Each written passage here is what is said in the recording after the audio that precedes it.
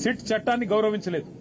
కానీ మేము ఒక బాధ్యత గల పార్టీగా, తెలంగాణ ప్రజల గొంతుగా, తెలంగాణ ప్రజల ప్రతినిధిగా పెద్దలు కేసీఆర్ గారు ఈరోజు సిట్ చట్టాన్ని గౌరవించకపోయినా, రాష్ట్ర ప్రభుత్వం ఆడిచ్చినట్టు ఆడుతున్నా కేసీఆర్ గారు మాత్రం చట్టం మీద, న్యాయం మీద ఉన్న గౌరవంతో పూర్తి స్థాయిలో ఇవాళ విచారణకు సహకరించి, ఆయనకు నిజానికి ఇక్కడ రావాల్సిన అవసరం లేదు. తాను నివాసం ఉండే చోటే నేను విచారణకు హాజరవుతాను అని చెప్తే ఏ కోర్టు అయినా వెంటనే తీర్పిస్తుంది, ఎందుకంటే గతంలో ఎన్నో ప్రెసిడెంట్స్ ఉన్నాయి.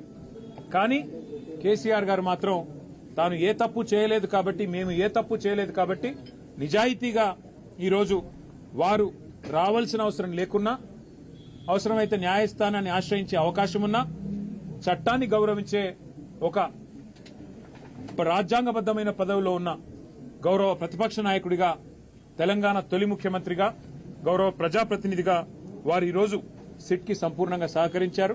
వారు అడిగిన ప్రతి ప్రశ్నకి స్పష్టంగా కుండబద్దలు కొట్టినట్టుగా సమాధానం ఇచ్చారు.